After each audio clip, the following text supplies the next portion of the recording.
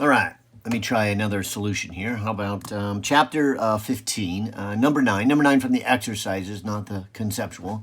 And it says, by what factor would you have to change the spring constant to double the period for a mass on a spring?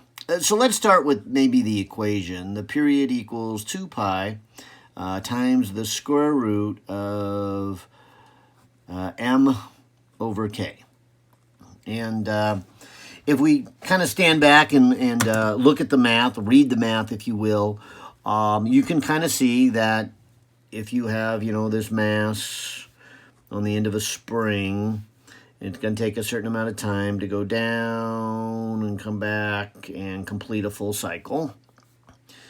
And you can imagine that if you had more mass, this would be harder to do because it would have more inertia. That's what mass means, going back to chapter 4 there, where we have Newton's second law, and we have more mass means it resists its change of motion. That's the first law, Newton's first law, as well as the second law gives us an equation for it. So not a surprise that if you put in more mass, let's say you double or triple this mass, you would get a bigger number over here. It would take a longer time to complete a cycle. Well, that makes sense. Now, it's a little surprising, I think, that the square root comes in here, and I will derive this for you when we get into Physics 123.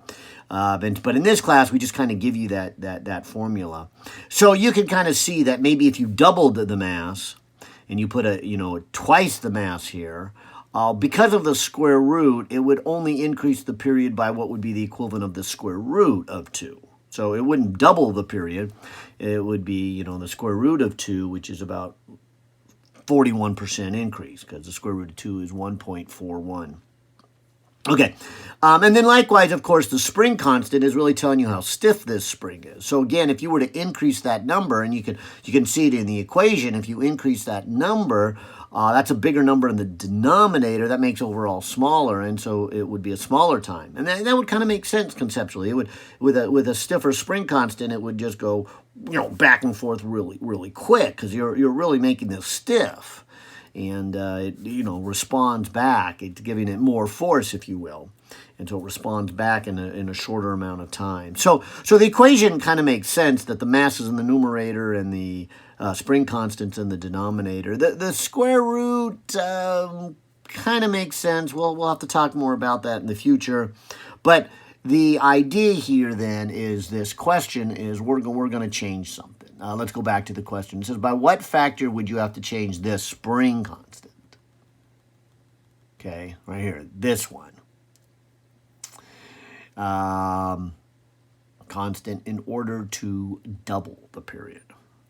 Now, maybe I'll just talk about it conceptually, doubling it. Well, I would want this period then to go to twice the period. So you can just see in the math that you're going to want this to go down. Now, I will be very clear. They're saying don't change the mass, but obviously changing the mass could also affect it. But leaving the mass alone, you want this to go down. And of course, your first reaction may be, oh, well, then cut this in half. But remember, there's a square root here. So if you cut it in half and take the square root, instead of getting 1 over 2, you would get 1 over the square root of 2, which is 1 over 1.41. So it wouldn't quite double it. In fact, you can begin to see now then, if you increase this by a factor of 4, downstairs, you would have 1 over the square root of 4, which is the 1/2 that you need. I like to do it mathematically and do this. Let's go ahead and put well, I should have said, so there's the answer. The answer is we got a spring constant by 4. Hopefully I made that clear, because that would be where the square root is. But I'll run through the math. So I'm going to multiply both sides by 2.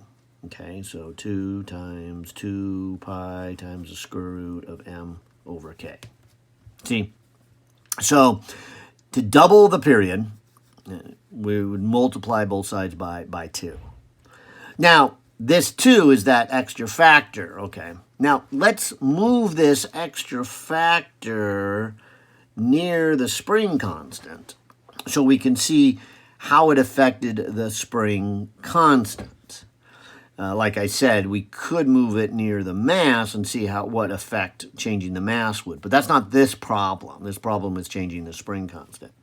So I'm going to leave the 2 pi alone, but I'm going to move the factor of 2 inside of a square root.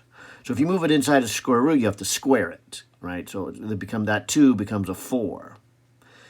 Because obviously the square root of 4 is a 2. Now, if the question had said, what do you have to do to the mass to double it, we could see that the 4 is right next to the mass, and we would say, okay, you have to quadruple the mass. Okay, but it's not about the mass. So let's rearrange it again so that the 4 is near the k. And so this could be written as a k divided by 4. And so we're not simplifying the equation, we're, I guess, making the equation harder. I mean, in a math class, if you saw something like this, you would say simplify it, and you would flip and multiply, and you'd put the 4 up here.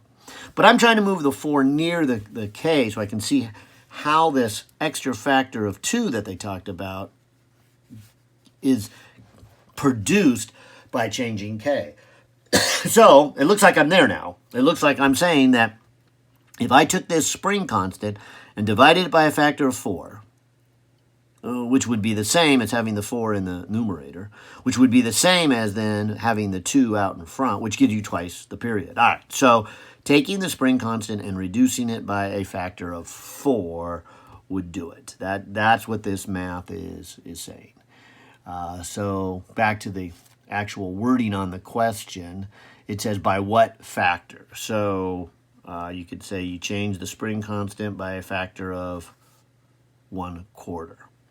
Or you could say you divide it by 4. You make the spring constant weaker by a factor of 4. You divide it by 4. All right, hope that helps.